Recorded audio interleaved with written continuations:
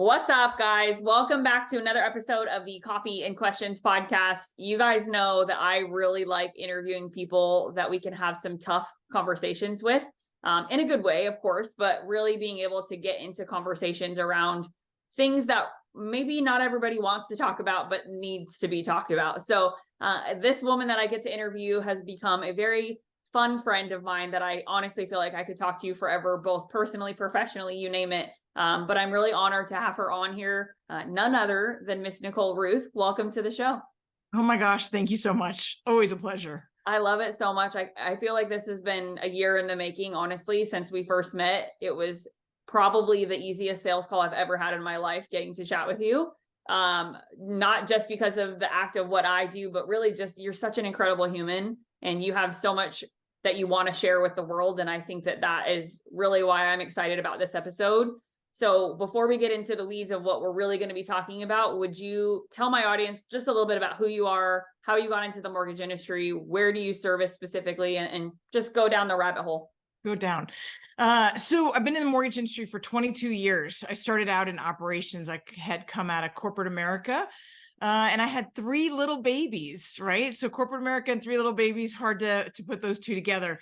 So I called up a friend of mine and I said, hey, you got to need some help. And he happened to be a loan officer at the time.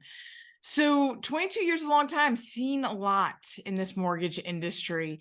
But now I've got a team in Denver, Colorado, a team of 10 where the primary source of our business is in Colorado, but we actually are licensed in 36 states. I've got friends in the rest of the states that I'm not licensed in that I network with. And the idea being is that I work with a lot of investors. So I've gotten licensed in the states where my investors have gone. Because I believe in the power of real estate, which is why I've been in this industry for so long and I continue to be in this industry, because real estate, one purchase at a time, can change the trajectory of an entire life. I know it did mine, having gone from a period of limit and scarcity to abundance and opportunity, and made that shift being raised by a single mom who worked her ass off to get us, just to the point to where we were. And now to be able to take that and go, not only am I good for the rest of my life, but now my kids are good from what I've learned by being in this industry. So that's why I just keep gobbling up states, keep getting licensed. Cause I'm like, you need to go to Ohio, you need to go to Kansas to make the numbers work. Let's go, let's do the thing. And let's keep getting those properties into your portfolio. So that's what I'm doing. With all of that, I don't know what I am, number 18 or something in the country, number 1 in the state of Colorado, production wise. This year will be a challenging year. Don't know where I'll land, but it doesn't matter. Right now, I'm just having a lot of fun, helping a lot of people build wealth through real estate. I love it. And one of the things that you're doing is you're getting really loud on social. And when I say loud, I want that to come across as a positive thing, because that's exactly what it is. And those people who are listening to this, they're obviously avid listeners of my podcast. So they know that I'm going to say Instagram all day, every day, be on the platform, show up, be who you are, be authentic to your voice. I'm also one to never shy away from tough topics. Personally, I think that there are some do not engage type topics for sure. But when it comes to what we have to share as authentic human beings, I think that there's never anything that we shouldn't share. Postpartum was one that I shared on social very heavily because I went through it really, really bad. And what I will tell you is I've made an incredible amount of friends on social just from being willing to talk about that. So that's just one example. But for you specifically, there was a post that you recently put out that really spoke to the fact that you are so loud on social. So I want to dig into that. If you can give me the backstory leading up to the post, and then tell the audience what that post was, why you felt like you needed to say what you said in the post. And then I think we'll just dig out from there. Love it. So we do a whole lot of posting and social media presence around the power of real estate. I believe in the power of real estate. And there's a lot of people right now that want to, you can call them the bubble boys, you can call them whatever you want to call them, that believe that our market is going to go into the toilet based on the fact that our home prices are too high based on affordability. And I can't disagree with them that our home prices are really high based on affordability, but that doesn't mean that the market has to bottom out or that it has to bust. You have to look at the entire perspective. Where are we on inventory, and where are we on wage gains, and where are we on desire and drive and demographics and all the things? So we go to town on that. I will come out. I'm an avid Christian. I'll praise my Father God, my Papa, and my love for Jesus. I'll curse. I'm from New York. I can't help it. And I'll talk about my 3 kids. I'll talk about my back surgery was massive. This one is, I've been really going to town on the fact that home ownership is the opportunity that 80% of Americans have to gain real wealth, because they're not going to build the next rocket to the moon. They're not going to create the next app that's going to blow up like Facebook. And they're probably not going to become the next YouTube influencer, although we'd all love to be. Like, right? So, but what they can do is they can buy a home at a high price and a high interest rate. And then they can buy the next one again at a high price and a higher interest. And hopefully at some point they'll get to refinance them.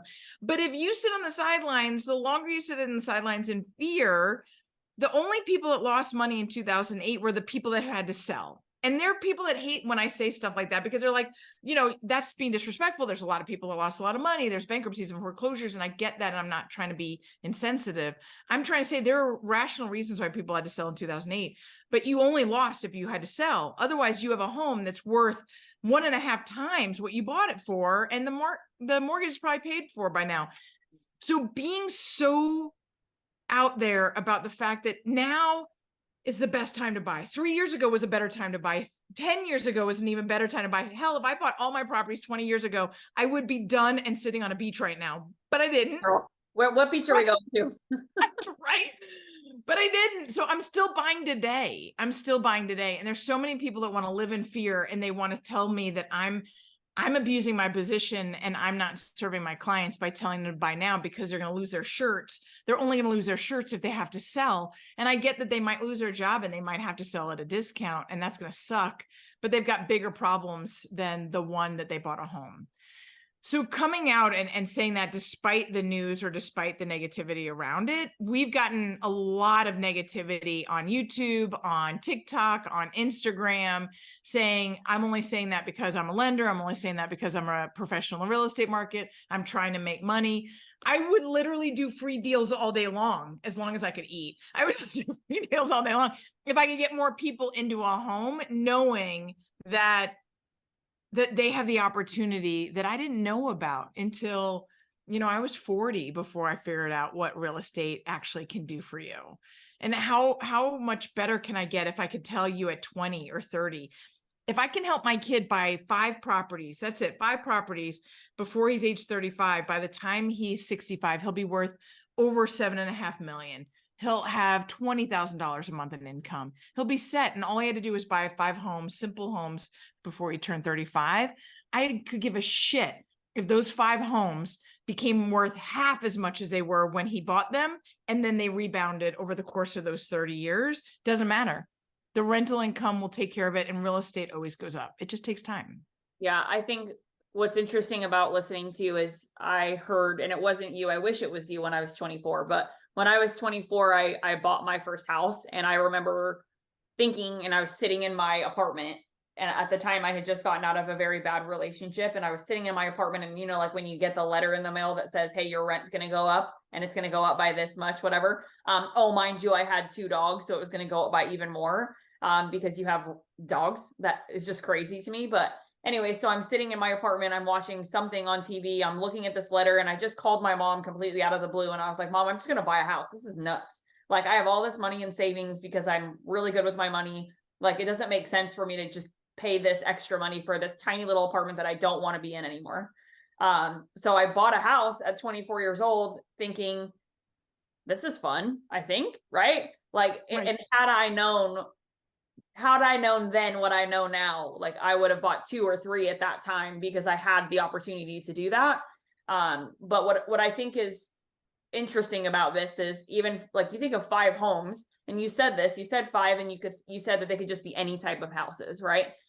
That's interesting, because I think a lot of people think when they have to buy a house, or when they want to go buy a house for an investment property, that it needs to be this like beautiful house, or it needs to be something that's rent worthy in order for it to work, right?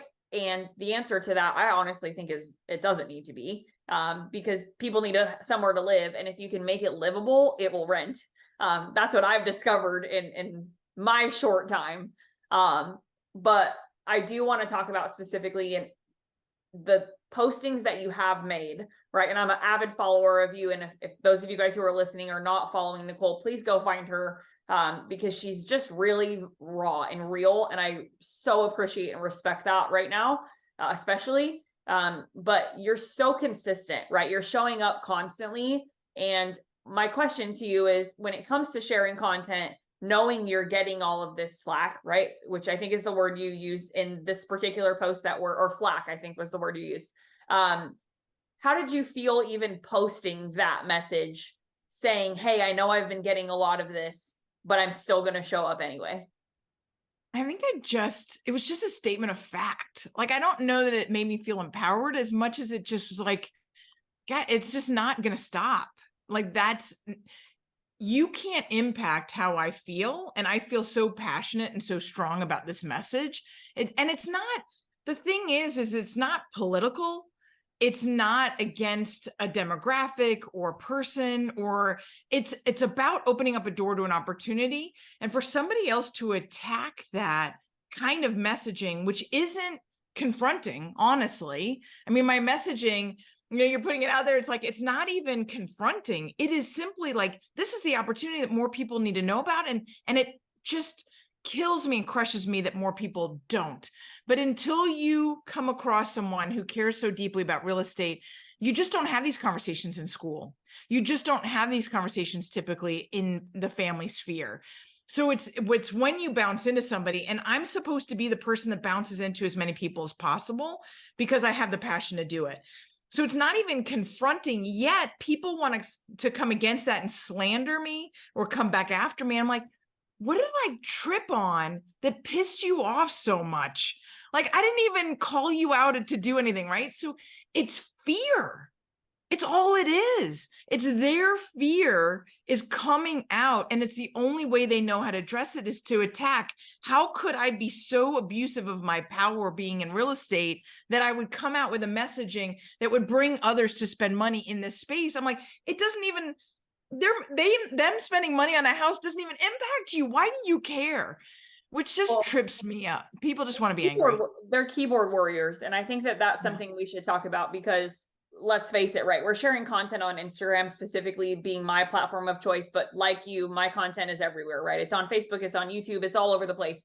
And we have to just keep showing up, right? I really believe every day when I wake up in the morning and I have to go put a piece of content on the platform, that is my duty. I was put on this planet to have a voice to share the way that I share it. And I'm so passionate about that. But in the process, especially as to your point, right, being number 18 in the country comes with some weight. As our Father, Jesus Christ, would tell us, like, it's a big burden, but our job is to let it go and let him carry it. So we got to keep showing up. But there are a lot of keyboard warriors, and it sucks. It hurts to feel them, and it doesn't feel good to get the email. It doesn't feel good to get the comment. But not everybody is number 18 in the country, right? We might have somebody who is new to this and wants to start sharing, but they might be afraid of what that feedback might be. So talk to that person from your perspective. Like, what would you say to that loan officer who's like, I know I need to be on social media, but I'm scared that somebody might come at me for whatever the reason might be? For the simplest of reasons, right? And you step into their story the moment that you post on social, right? Because they're reading it from their perspective, their story, and you step into that, and they become offensive or defensive or whatever it is that they're feeling at that moment. You can't own that. I mean, that's really, I think, where I come from. I have to watch that and I can't own it. That's somebody else's baggage. In fact, I have this very good friend of mine that uses an example. Because he's a real estate coach, and he talks about the fact that when you walk into the airport, they'll ask you if that baggage has been with you the whole time, right? Because they want to make sure that you're not bringing in. And so he says that he goes, why are you carrying somebody else's baggage? He goes, go into the airport as minimalistic as possible. This is your suitcase, right? So don't carry somebody else's baggage. So you have to look at that comment and just go, I'm not even going to respond. That's not my baggage. I'm going to continue to put out content that makes sense. Now, if you're putting out political content, if you're putting out your faith or your decision to do something, you got to know that you're going to get more impact from that kind of feedback than I am, or that if you're just proclaiming the value of homeownership. But I know a lot of loan officers right now are intimidated because the market is so volatile that they don't want to be the one that is irresponsible. And that's valid. They don't want to be the one that says, well, you should buy a home right now. I'm thinking, I don't want to go out to market showing that I'm irresponsible, putting somebody into a home that they can't afford. I'm not talking about homes that you can afford. You need to be budget conscious. But if you don't get in, you're supporting somebody else's wealth. You're paying rent into somebody else's retirement. You're not building your own. So if you stand from the premise of full faith that what you're doing is actually lifting people up, then you have the responsibility to claim that on social media. Yeah, I mean, let's just be transparent and talk like math for a second, right? If you could have afforded a $500,000 house a few years ago, that same affordability is maybe 400,000 right now. But what I don't know that exactly because I'm not a loan officer. That's for everyone here listening. If you need it, to call Nicole, because that's not me. But what I will say is my husband and I, when we went to go buy a house, we thought that through. We thought, like, what could we afford a couple of years ago? That's not the same as what it was last December when we knew we had to move, or we were moving. And so we made that decision of, we're going to buy something that's a little bit cheaper, but at the same time, like, and maybe it's a little bit smaller, but maybe it's the temporary, it's not the forever house that we were really hoping we could get. And that's okay. That's still a really good problem to have, right? Because we're still affording real estate in a way where a few years from now, if we decide to move, when we have the equity back that we need and yada, yada, right, we can do that and we can go buy that forever home that we really want. So I think it comes to a piece of humility. And I think that that's what you're sharing. Like, when I consume your content, that's how I feel. I feel like Nicole is trying to get me to understand that it might not be the perfect house for the rest of my life right now, but at least it's a house that I can afford. And it's at least getting me into the market. Right. And right now, what needs to happen is people need to get into the market. So maybe it's 400 now, but maybe it's 600 in 5 years, and that's okay. And I think people need to realize that buying your forever home doesn't necessarily have to happen when you're 30 in order to say you've made it, you know? I could not agree with you more. And in fact, I have a lot of conversations with first-time homebuyers right now that I'll tell them, you're going to go move from this rental, or you're going to stay where you are, or you're going to move into a rental. And why wouldn't you move into your own rental? Like, so if you're willing to move into a rental space, why wouldn't you buy that rental space? This isn't your forever home. So stop thinking about it as it was. You don't live there, not for more than a year. You only have to live there a year and then you can move again, right? So if you move into a location and you go, okay, this is just a rental, I'm just going to hang out here for a year, build some equity in the opportunity. Now I'm looking at it like, is it close to transportation? Is it close to downtown? Or is it close to shopping? Is it close to areas where people coming in could easily get to their job or their multiple jobs, right? So it changes everything about how you look at it when you think, I don't live here, or at least I don't a year from now. I live here only for the period of a year and I'm renting for myself. So thinking about it as your first investment, not your first forever home, or not even your first home, changes the whole dynamic. It gets you in the door. It is not even just a marketing message. It's like a life, like I have to talk about this, right? It comes out of me. Yeah. It's a game changer. It's just what it is. Well, and you have to ignore the naysayers. The keyboard warriors are always going to show up. So I second everything that you're not just doing, but that we're talking about right now, right? Where it is your duty as someone who is helping someone achieve that art of home ownership to share the messages that really need to be heard. And sometimes, as leaders in the industry, the messages are not always the funnest for people to hear. And that's what some people have to understand too, right? Like, and I read something, Jim Collins' Good to Great. I'm obsessed with that book. I've read it multiple times. The first time I ever read it, my husband and I went on a glamping trip where we had no cell service, like nothing. It was just like a self go be alone in the middle of the wilderness. And it was amazing. And that was probably where I should have read that book specifically. But one of the things that Jim Collins talks about is that when you own your space, when you decide to have a platform with a voice, that comes with a responsibility. And that also comes with what a lot of people like to use, and I think the term is thrown around a little bit too lightly, but leadership, right? We are in a leadership position. So when you are that, it's not always the funnest thing in the world to be. And we have to make, as leaders, we have to make decisions that are not always going to make everybody love us, and vice versa, right? And that's okay. But your content, everything we've been talking about for the last 10, 15 minutes tells me one more thing that I really want to make sure we don't glaze over, which is your content, it's not for you. And that's really important to understand, because your message is not the same message every single day you post it, right? It's always different, and it's always changing based off your experience in the market, based off your experience with talking to people on the phone, etc. But it's not for you, right? And so talk to me a little bit about like how you feel when you're sharing content the way that you're sharing it, and what's your ultimate goal with that. So a lot of the content we share is just to be an eye opener, right? So there are people that will talk to more experienced investors than me, or that'll talk to veterans or first-time home buyers, or whatever your demographic is, or whatever your client avatar is.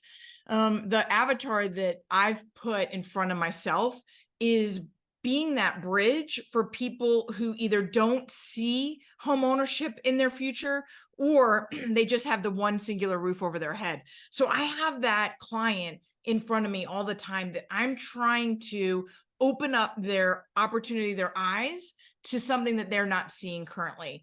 I mean, there was and we've talked about this offline, but there was one gentleman who showed me the power of real estate as more than a roof over my head, because I was holding on to that one singular roof because of my background and where I came from. That one singular roof was stability for me, and somebody had to pry me out of that and into looking at real estate as an investment. And he only did that with that one deal. We only did one deal together, and then I haven't worked with him since. But how can I be that person for the avatar that I'm speaking to? So that's all I'm talking to. It's not for me. I own 24 doors and 2 commercial buildings. I get it. I don't need to convince me of the power of real estate. But how do I convince the friends of my 25-year-old son? How do I convince the 35-year-old who's still renting that there's opportunities beyond that specific scenario, right? Or how do I convince somebody that doesn't see, like, I don't want to be a landlord. And I'm like, I get it. You don't have to be a landlord, but what if we just did this, right? So it's opening up opportunities where people have this preconceived notion that owning real estate comes with all of these other responsibilities. And it's a responsible decision that you have to make, but it's much more simpler than people want to make it seem. So that's who I'm constantly talking to. It's not me, but I've got to continue to open the door. And we just try to change our message slightly on any given day, or I do a lot of taking the current market updates, or taking what's happening in the market and the fear that's being impressed on people, and try to strip that fear and say where we're going, and here's where the market's going and the economy's going, and try to open up slivers of, okay, that makes sense to me. Okay, I can see where that's going. If I can get in a different way that we're positioning it on a given day, then it's working. Well, you know what I feel when I look at your content, and I don't think I've ever said this to you, but it just, like, my light bulb just really came on while we were talking and listening to you talk. But you have done what I would describe as replacing hope for a lot of people with confidence. And that's a big shift personally for people, to go from, well, I hope someday that, my husband and I can build a house, or I hope someday that, I can have an Airbnb property, to, no, this is super realistic, and here's how, right? And I think that confidence is what we need right now. I think confidence in not just ourselves personally. I think that that's a forever thing, but I think confidence in making these moves for ourselves financially too. Now I don't think money is everything. And that's just me personally. Like I wasn't raised that way where like, you know, materialistic things make us happy, but I can tell you that money certainly changes how you move forward in life. It changes how you perceive things. It can certainly change how you're able to provide for those that come after you. And that's a big deal when you think about it that way. And so I don't know how you feel about replacing hope with confidence, but that's how I feel when I consume what you put out. I love that. I've never heard that and I've never thought about that, but I do love that because I tell my clients, I tell my team all the time that you can't build a future on hope. You can't build a business plan on hope. That you have to have kind of a plan in place and a vision, and you start creating strategy behind it. Interestingly enough, just this morning I met with my financial planner, and I have to admit, like I wake up daily afraid. Like that's just one of the things. Having come from so little, part of me is never afraid to go back to that, but the other part of me is I will never have enough to be stable. And so it's not a grind after making more money. It's a grind after creating stability and security. And so even with 24 doors and 2 commercial buildings, I question, is it enough? Am I okay? Are we okay? Because I'm the primary breadwinner. My husband works on the team, and it's this constant internal voice that I have to battle. But anyway, so we met with our financial planner, and we laid everything out in the real estate properties that we have. And he goes, Nicole, I need you to hear this. He goes, you're okay. He goes, you got this. Like, here's where the rest of your life goes from here. And honestly, I could not have gotten there because no offense, I'm pretty damn smart, but I'm not going to create the next app. I'm just not. I'm not going to create the Facebook. Fuck, I hate AI. I hate everything about it. I hate computer technology. Like, if I could do everything on a yellow pad, I really would. Girl, I still have a daily planner. This is hilarious. Can we please take a moment and pause for the love of handwriting? Because I still have a daily planner. And I just texted my COO, Tiffany, this morning, and I said, girl, I got to order my 2024 planner. And she was like, Michelle, we use Google Calendar. We have all of everything on there. Like, you really don't. You have notebooks for that. And I was like, nope, I need a planner. I need to write it. I need to see what day it's on. My Monday routine is I wake up every Monday morning. I make my husband coffee. I sit on my couch and I put every sales call, every meeting, every Zoom, everything in my calendar, daily planner, right, with a pen for the entire week. And that is never going away. So I just can't ever fathom not doing that. And what's funny is my parents are both in the real estate / financial space. My dad was a bankruptcy lawyer for almost 40 years. So understands that. And even him still, he's like, do you know what carbon copy is, Michelle? I was like, yeah, Dad, I do. Isn't that good? Isn't that good that I still know what that is? Because a lot of people don't, right? So just a moment for our planner handwriting people who are listening to this. But I think that what's important to make sure that as a content creator from someone who teaches people how to produce content is your voice is super clear, right? Like, it's out there and it's very crystal clear to a consumer. Now, mind you, I think I'm a little bit of a different caliber of a consumer, but at the same time, like a consumer nonetheless. And I just want other people to feel like they can learn from you in this sense and feel like they can lean into the confidence aspect that I'm talking about. Because even you this morning, I mean, you just said it to us, your financial planner replaced this hope of, please, I hope I'm okay, with, Nicole, you're 100% okay. Like, you got this. Like, confidence is sexy. And I think that that's an important thing, not just for someone to see from you when they're consuming your content, but also for you as the producer of the content to say, well, I hope if I put this out that nobody gets offended. Well, I'm going to put it out anyway, because I'm confident that this is a message that needs to be heard. Yeah. And I don't think you can get rattled by the comments or even really the number of views and the number of subscribers. Like, that's the kind of stuff that I know when you're initially putting out content, you want to tiptoe. You want to be careful not to offend anybody. You want to make sure it's the right messaging. You want to stay positive. But doesn't and that then you want to get. Can we pause you? Because doesn't that paralyze you? Like, if you do that too much, I mean, how many people do you talk to, Nicole, that call you and are like, Nicole, you're killing it on YouTube. You're killing it on Instagram. You're like everywhere. Like, how do you do that? I just keep putting it out. Literally. And I'm just me. And it's just, you do, I love the confidence. All your C words, consuming content, confidence, you're just rolling it out today. No, I really do think that if you believe in something, anything, and you come to the market with that level of confidence, you will find your tribe. They will find you. And it can be 100 people that consumes your content every day. It could be 1,000. It could be 100,000. I don't necessarily, especially as a lender, we get caught up in that. Like we want to be, well, we're not a YouTube star or we don't have 100,000. I'm like, I'm a lender. How many deals can I do in a year? How many people actually have to consume the content in order for me to impact lives? It's not even about how much money I'm making or what my ranking is, but can I be that person that changes the trajectory of 1,000 lives, 100,000 lives? Can I do that over my professional lifespan? And can I do it one loan, one inspiration, one home at a time? And you can, and you have to just do it. They have to relate to you. They have to know that you're human and that you're like them. And then the rest of the people can go take a hike. I really don't care.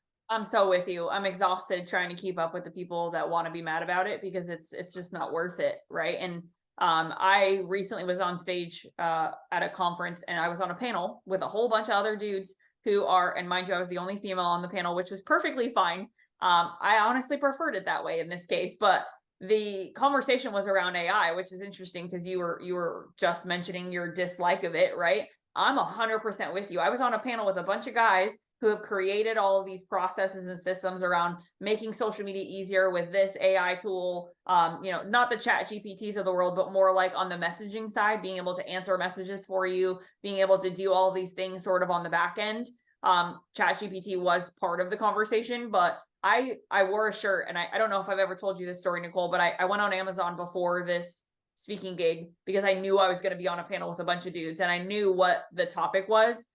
So I bought a shirt that said "Be Different," but it was backwards. So the only way that someone could have read it is if, they were looking at me head on, which is obviously the point. So what was interesting about it is when it came to me, they asked me the question, the MC who was moderating our panel was like, "Michelle, I know you're an adamant anti-AI person.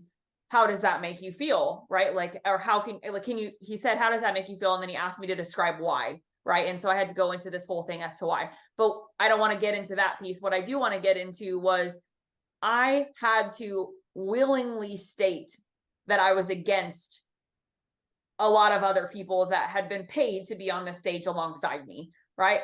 And not a lot of people would do that. And I think especially women in the industry, we tend to shy away from standing in a place of power or leadership. And we naturally want to cower down and just be like, no, what they said. Well, no, not what they said, because I don't agree with that. And I think that in your position, what we're talking about here when it comes to content is you did the same thing. Like you and I are the same when it comes to this, Nicole. Like, and I love that. Like, I'm so proud of you for who you are, who your message is for. And I think if there's one thing I can say to you, again, replace hope with confidence, because hell girl, like it's so apparent. And I have a really unique question for you, if you're okay with it. My brain just came to this. Can you imagine you're talking to a young female loan officer who she's been in the business for like 5 years, right? So she's been in it when it was really, really good a couple years ago, and she's been in it right now. And she's like, "Oh man, I got to be careful with what I put out on social." Can you talk to her? I would tell her that right now, don't get bummed by the lack of the loans or lack of volume or the lack of money or the negativity. I would say find your avatar, find who it is that you're meant to serve, right? Because we're all meant to serve someone. We're put, at least a faith-based, I was put on this planet to do a thing.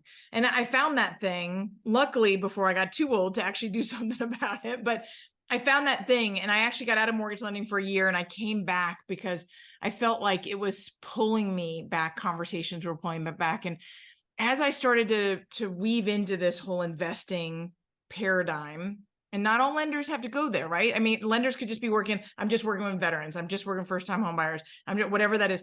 Find your avatar, that person, and really lean in and know what kind of pain they're in right now.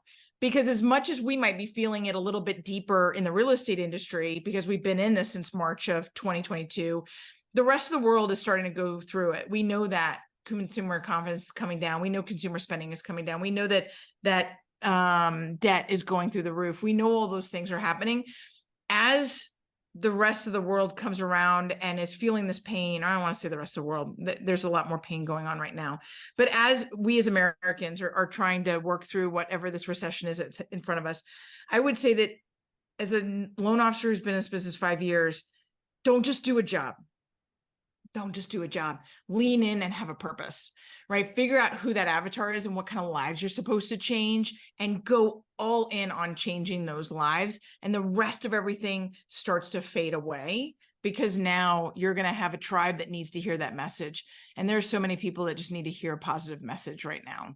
I agree 100%. And I think my next question, my follow-up to that is, so, okay, I know who my person is. I know exactly what I was put on this planet to do and to serve, and who my people are that in my tribe. But Nicole, how do I go find them? I'd start talking their language. What are they afraid of? So there's all kinds of things I'm sure that you couldn't tell me better than I would know. The hashtags and the finding the, I'm not going to go there. I simply just speak the truth about what one piece of real estate can do for you in changing the entire trajectory of your life. You got to find that, what is that one truth that that person needs to hear, given the fear that they're feeling right now in this market. Whatever that person is, lean into that person, find that person. Who is that person that you can go talk to and go, what are you feeling in this market? What are you afraid of in this market? Why is real estate even a topic of conversation for you? And then find out what they need to hear, and then lean all in on that content.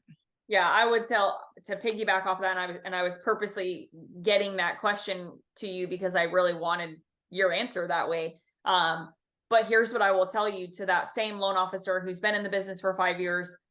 Listen to what Nicole's talking about, like build your avatar, know exactly who you're supposed to serve, get really gritty on it, right? Like get in the weeds, go interview them. Hell, go take them out to coffee, go out to dinner with them, let them talk, right? There's so much that you can learn about that, or about those types of people, right, that you want to serve just by letting them talk to you.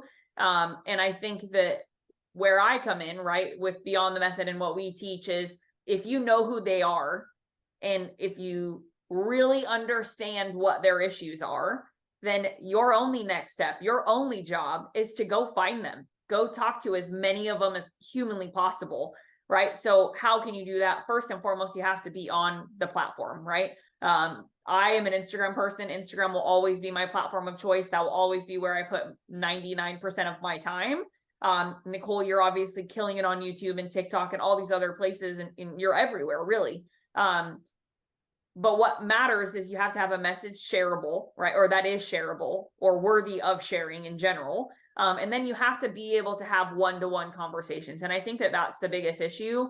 And I know you answer your own messages because I message you all the time, but you have to be willing right now, especially to the loan officer who's been in the business 5 years and figuring this out, you have got to be willing to have one-to-one conversations every single day. And you have got to be okay with the time that takes, because it will not always be that way, right? And as someone, I just celebrated 9 years in business, I can tell you at 5 years, I was doing that constantly, all day, every day, just to even get my name out. Am I doing that today? Nope. Right? Because I've gotten to a place where I don't have to necessarily, right? But Nicole, I want to end here and ask you this question of like, what does that look like for you on the messaging side? Because you are in your DMs and I know it. So where do you make time to not just have this message that you're sharing so well, but also to have conversations that you need to have in your messenger, right? Whether it's on Facebook or Instagram or wherever. So I do have 2 people on my marketing team, so who are in my DMs a lot more than me. I spot my people, so I do answer your DMs. Yeah. But they do help by having a team and having the resources and the years in the business. But I didn't have a marketing person for a long time, not even one. You know, now we're blessed with having 2. But having that access and having support in that, But I agree with you, because what I do is we have a lot of strategy sessions in the office. I have a lot of clients that come in and tell me I need to rethink this. I need to do something different. We have 4 kids and we don't have a retirement plan. We're 70 years old and we only have X amount of money saved, right? So I'm having those conversations all the time. I can reiterate those conversations back on social. So I agree with you. My one-on-ones might not always be on social. I am checking DMs. I'm mostly on Facebook. So that's where I am. I will tell you that my marketing team is on Instagram more and on YouTube more. My age, I am on Oh, Facebook. stop it. You're 21. Get I'm out of here. 21. I take it. I love it. But I will tell you that the one-on-one is what makes the content rich. And the one-on-one is what makes it relatable. And I'm constantly having the one-on-ones. I'm doing it via strategy sessions in the office, and then we relate that to social. Yeah. And where I think that becomes so powerful is, can you move a conversation from real life and allow your social to back it up? Right. And we don't have time for that on this episode, but I know we're going to do another one just because you're so much fun to talk to. But there's a method to the madness when you then couple paid advertising with this, right? Where there's a lot of people who are doing this backwards. And I personally am a huge believer of, what does your organic presence look like? Is it really dialed in? Is it the message you really want to share? Are you having one-to-one conversations in your messages, whether it's on Instagram, Facebook, YouTube, whatever, right? And can we then amplify that? Right? Because if we then amplify that, what are those people getting when they find a Facebook ad from us? What are they getting when they see a YouTube ad from us? They're seeing all of this credible content and all of this content that speaks to who we really want to be talking to. And it's not just consistent, but it is freaking good, right? So it's this combination of both things, and it's not one or the other. I think that that's important for people to hear too. It's not paid advertising or organic. It doesn't need to be one or the other. It can be, very much so can be both.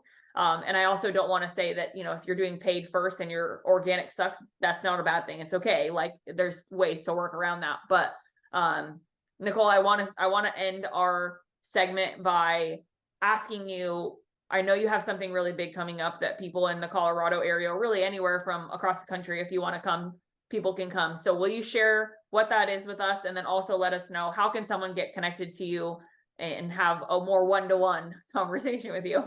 I would love that. Yeah. So we've got the next big thing. So the website is actually thenextbigthingcolorado.com. And we have people flying in from Utah for this. We have speakers from across the country.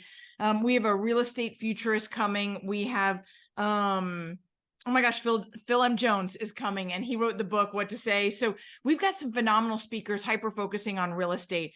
We've got lenders that come. We have real estate agents that come. This is on February 1st, 2024. And this is a 3rd annual, high charged, high energy, directed towards having your best year yet kind of content. So what does a real estate agent, what does a lender need to know about what's happening in the market? What's the technology that's changing? What's the messaging that's changing? And how do you dial in, especially given the fact that we know interest rates are slowly coming down, but if they're going to take all next year to get there, and we're going to see a pop of inventory, not until the second half of the year, what am I doing right away, right out of the gate, that's going to make sure that I have the best year yet? So we're inviting everyone to come join us at the next big thing. And if you want to come find me, I'm all over the socials. Nicole Ruth, it's RUETH. Just Google that. But our website's the Ruth Team, and it'll tag you into everything. I love it. Nicole, you are amazing. What an honor it was to get to spend this time with you. For those of you guys who are listening to this, I would love it if you could leave us a review. Let us know how much you love Nicole. And if you have somebody else that you think I need to interview, now's the time. Listen to this, send me an email. You know how to get me, DM me on Instagram, but I would love to know who our audience wants me to interview next. But Nicole, thank you so much for being here with me. And guys, we will see you in the next episode of the Coffee and Questions podcast.